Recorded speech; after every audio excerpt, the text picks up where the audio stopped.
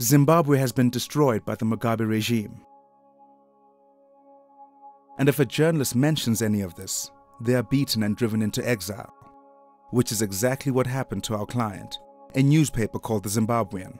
They will get arrested and get bashed by the police. But intimidating the Zimbabwean was not enough for the Mugabe regime. They declared the paper a luxury and put a tax on it in foreign currency that makes it unaffordable for the average, impoverished Zimbabwean. This is a dictatorship that stays in power by printing money and crushing freedom of speech. To get the paper into Zimbabwean hands, it needs to be subsidized, and our client can only do that by raising awareness and driving sales outside Zimbabwe. So we developed a unique solution. One of the most eloquent symbols of Zimbabwe's collapse is the Zim $1 trillion note, a symptom of their world record inflation. This banknote and the dizzying escalation of notes that preceded it cannot buy anything, not even a loaf of bread, and certainly not any advertising. But it can become the advertising. We took this useless currency, cheaper than paper, and printed our messages all over it. The money became the media.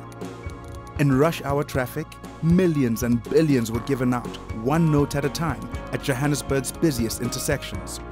We handed out money at shopping malls, universities and street corners. We even sent bundles of cash to captains of industry, politicians and media personalities. $100 trillion. Look at this, my buddy, just tell us if this is real. Wherever the Zimbabwean was sold, we put up posters made of real money. At every public place we could, we had a poster with notes that people could detach to keep the web address and show their friends. We took thousands of banknotes and made murals on city streets with $1 trillion wallpaper. We even made the world's first billboards out of real money. Overnight, trillions of dollars of Zimbabwean notes achieved what they'd never been able to buy: real and meaningful advertising coverage. Within hours, we were in the national press. And a couple of days later, the campaign was on national television and radio. And then the internet discovered it, and it spread across the world.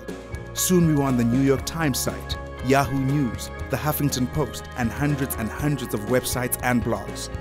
As the campaign continues, sales of the Zimbabwean continue to soar. In the week of the rollout alone, the website logged over 2 million hits. More copies of the Zimbabwean than ever are crossing the border into Zimbabwe. We use Mugabe's own creation against him.